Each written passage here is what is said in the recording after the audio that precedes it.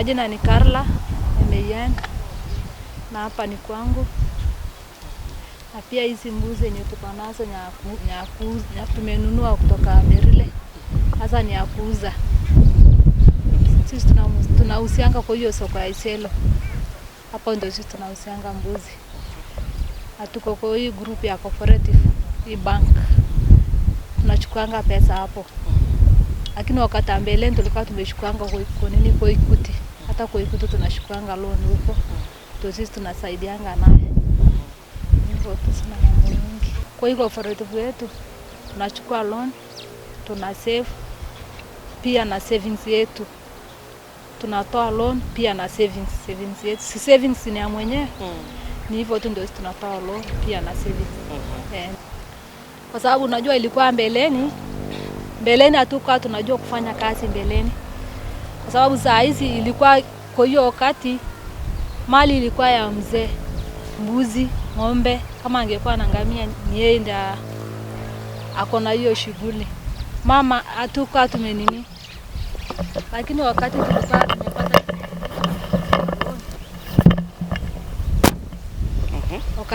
wakati ilikuwa 205. Sasa hizi mambo ya magroup sasa ikakuja. Wakati ilikuja sasa sisi tukaanza na maloni 30,000 mpaka ikafika 50. Sasa wakati tulikuwa tumejiunganisha kwa nini kwa mama kwa nini kwa kikundi, sasa tukachukua loan tukatoka kwa makaa, kwa sababu ni makaa ndio tulikuwa tunakata. Wakati tulikuwa tumeachana na makaa, sasa hizi tumekuja kuuza nini, tunaona tuko sawa. Iko na mabadiliko kubwa sana. Sababu saa hizi hatuwezi tegemea mwanaume. Sababu yeye tu atashughulika na mambo ya mtoto akienda shule, anaweza uza ng'ombe yake. Mtoto akifanya, lakini mambo ya chakula ni sisi ndio tunashughulikia. Kwa sababu tumeamka hata saa nyingine tunasaidia hawa, sababu utauza basi ng'ombe, mbuzi saa yote, mali yako yenye uko nayo saa yote. Hata hiyo loan saa nyingine, kwa sababu kuna ile tabaki. Sababu utanini basi hiyo loan yote ishe. Utafanya naye kazi, ikibaki unaenda kuchukua tena loan, unakuja unasomesha nayo watoto wako na hiyo pesa nyingine yenye ilikuwa imebaki kwa loan. Anaitwa Christine Nakiti. Mimi ni mkaaji wa Kiwanja na ni member wa cooperative Taramara Livestock.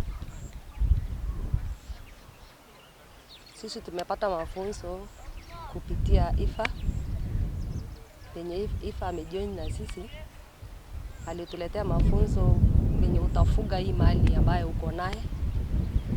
Unaweka breed yenye utalisha kabisa, kama ni ya maziwa ama ni breed ya nyama. Ile breed ya nyama ni breed ambayo itahusika na ukiuza utapata pesa mzuri. Na akatufunza kuhusu venye utachanje hiyo mali yako. Venye utachanje kabla ijapatwa na magonjwa. Usiye magonjwa na utibu. Sababu kigonjeka huwezi tibu. Kitibu lazima itakufa. Lakini wakati utasuia mapema haitagonjeka. Na ile hata itagonjeka unaweza tibu na itapona. Kwa hivyo IFA walitusaidia hiyo na hiyo mafunzo. Na pia wakatusaidia na kutuletea hii wanunuzi. Ndio ikafika wakati ambaye hiyo pesa ilifika wakati ya kuchukua loan. Tukawekeza hiyo pesa. Ilipofika wakati ya kuchukua loan ndio tukaanza kuchukua loan. Na ndio tukabadilisha kazi. Tukaanza kuuza mbuzi, kondoo. Ndio ikakuwa kazi yetu. Unaenda tulipopata hiyo loan, unapata hiyo pesa yako, unaenda Achas, unanunua mbuzi, unaleta hapa, unapeleka Isiolo. Unauza ndio upate mapato. Nilipoanza kufanya hiyo kazi, maisha yangu ikabadilika. Nikajua hata kuwekeza, watoto wakapata school fees. Watoto wakajua hata tukikula tunabadilisha na maisha ikaendelea kwa hivyo. Kumaanisha hata mazingira imebadilika sasa. Mazingira kabisa imebadilika. Kwa sababu tumeacha kukata na hiyo kuangusha miti. Sasa hata kwa kijiji iko miti. kwa kijiji ziko mingi. Ndio hii hata unaona hii. Najua wakati ile wote tulikuwa tunakata, hata wao walikuwa wanakata kama sisi. Tulipoanza kuuza mali hiyo, tuliwakalisha hata wao chini ya kwamba kuna kazi itaweza kufanya uache hiyo kazi ya makaa. Siku moja tukakaa na wao tukaambia lazima tubadilishe kazi, lazima uingie kazi ya mbuzi.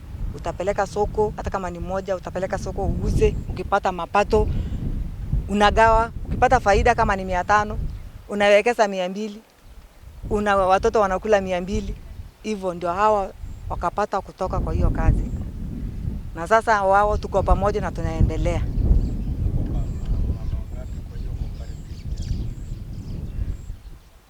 Kwa hiyo cooperative yetu sisi ni wazee na wamama, sio wamama peke yao.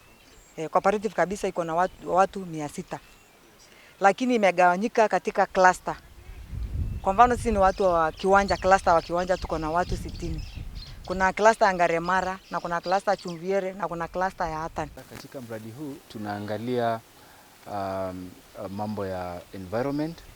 Kwa muda mrefu sana utakuta kwamba eneo hili la Asal kumekuwa na changamoto kubwa sana ya degradation ya landscape. So mradi huu unaangazia pia kuimarisha ama kutunza environment. Zaidi ya hayo pia tunataka kuhakikisha kwamba wanawake na vijana pia wanachukua nafasi yao katika mambo ya ufugaji. Nikiongezea tu Heifer na pia mradi wa Kenya Livestock Marketing and Resilience Project,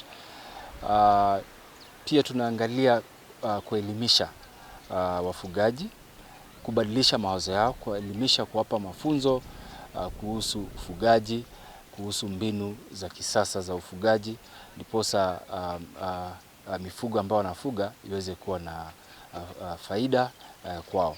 So licha ya hayo pia tunafanya kazi na wale partners wakiwa partners katika private sector ambao wanasaidia katika kuelimisha pia hao wafugaji, kuwaunganisha na soko na pia kuwajenga katika vikundi, kwa sababu unajua wakiwa kwa hizo vikundi vyao, hizo cooperative, wanahitaji a lot of training, a lot of capacity building, ndiposa hayo makundi, hayo mashirika yaweze kuwa ya manufaa kwa wafugaji. Kidogo Etabo Cheli. Samani nilikuwa nikikata makaa. Hiyo ndio ilikuwa kazi yangu. Nilikuwa nikikata makaa. Ndio ukate upate mapato ya chakula hata ya school fees. Kaona ni heri nibadilishe hiyo kazi juu kwa sababu ni ngumu. Kwenda huku ni mbali sana. Unaenda unakata unarudi tena nyumbani, baadaye kesho asubuhi unaenda tena unakata, unafunika, unaongoja kwa hiyo muda yote. Saa nyingine hata ukufunika haiwezi kuwa, unarudi bado unakaa na njaa. Nikaamua nikasema acha nifikirie kazi nyingine ambayo nitaweza pata naye mapato. Tukajiunga kama wamama, tukaanza kusave. Unapata 500, unakuja unasave. Unaenda tena ukipata, ikifika hiyo mwisho wa mwezi unaenda tena ukipata hiyo 500 unakuja ndio unasave. Tangia watu wajue, unajua sisi tulianzia 205. Wakati tulianzia 205 hata wengine tu wakatufuata moja, na saa hizi wengine bado watu wote saa hizi wanaendelea na hizi kazi ya biashara. Na pesa tu tunakopa kwa bank. Na Heifer amesaidia vipi? Hata Heifer ametusaidia kwa sababu hata Heifer ametusaidia sana kwa mambo ya nini? Kwa mambo ya kutufundisha vizuri vile tutashika pesa, vile utagawa pesa yako ya kutumia na pesa yako ya kazi. Heifer ametusaidia hivyo. Na mabadiliko. Na pia tunapitia changamoto kwa sababu saa nyingine tukienda Merile tunaibiwa huko, tunaibiwa saa ingine, tutasimamishwa gari kwa barabara, unanyang'anywa tu mbuzi yako na unakuja nyumbani, unaanzia tena maisha mengine ya shida. Fileza tumeacha kukata makaa, fileza unajua hata hizo hiyo Wasamburu wakichukua mali zetu, hiyo pesa yenye tunakuja tena kwa sababu tuko na merry-go-round hapo nyumbani. Tunaanzia na hiyo, tunalipa naye bank. Alafu tena hiyo loan ikiisha unaenda tena unachukua kwa bank.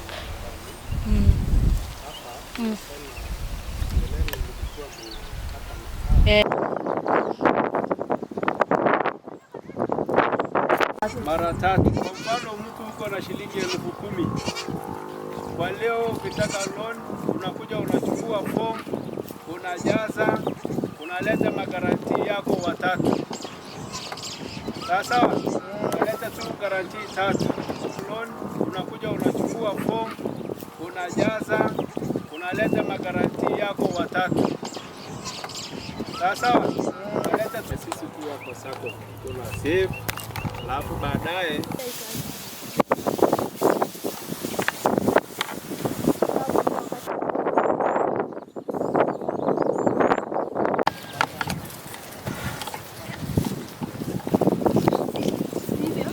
pita pande hii, nataka kuona.